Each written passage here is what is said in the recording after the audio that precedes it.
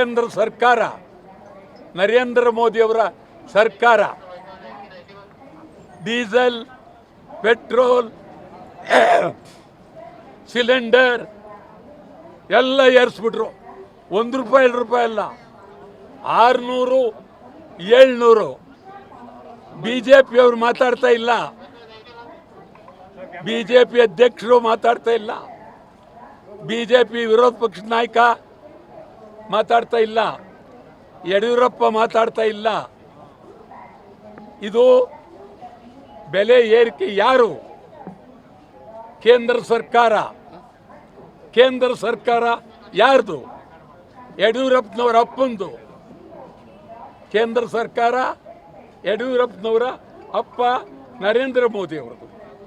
ಅವರಿಗೆ ಭದ್ರವಾಗಿ ಇವರು ಹೇಳಿ ಅನ್ಯಾಯ ಆಗಿದೆ ಅಂತೇಳಿ ಹೇಳುವಷ್ಟು ಶಕ್ತಿ ಇವ್ರಿಗಿಲ್ಲ. ಅಂಥದ್ರಲ್ಲಿ ಯಡಿಯೂರಪ್ಪನವರು ದೇಶ ಹಾಳಾದ್ರೇನು, ಬೆಲೆ ಏರಿಕೆ ಆದ್ರೇನು, ಯಾರು ಸತ್ತರೇನು, ಯಾರು ಬದುಕಿದ್ರೇನು, 9ನೇ ತಾರೀಕು ನನಗೆ ಈ ದೇಶಕ್ಕೆ ನಾನು ಮಾಡಬಾರ್ದೆಲ್ಲ ಮಾಡಿದ್ದೀನಿ, ಜೈಲಿಗೆ ಹೋಗಿದ್ದೆ, ಆಮೇಲೆ ಅಯೋಗ್ಯರನ್ನೆಲ್ಲ ಮಂತ್ರಿಗಳು ಮಾಡ್ಕೊಂಡೆ, ಏನೇನೋ ಮಾಡಿದ್ದೀನಿ ಅಂತ ಹೇಳಿ ಅವರು 9ನೇ ತಾರೀಕು ಅವರಿಗೆ ಭಾರಿ ಯಾಕೆ ಬೇಕು ಈ ಬೆಲೆ ಏರಿಕೆ?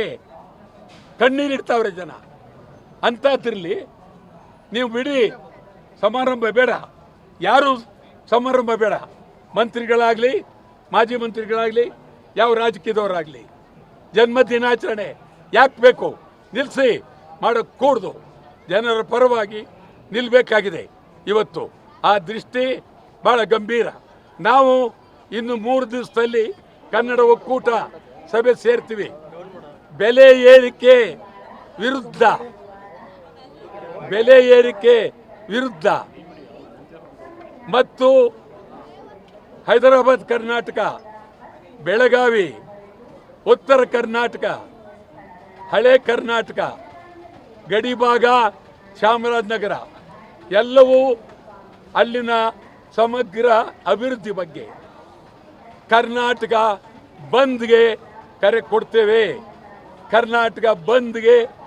ಕೊಡ್ತೇವೆ. ಇದು ಸ್ಪಷ್ಟ.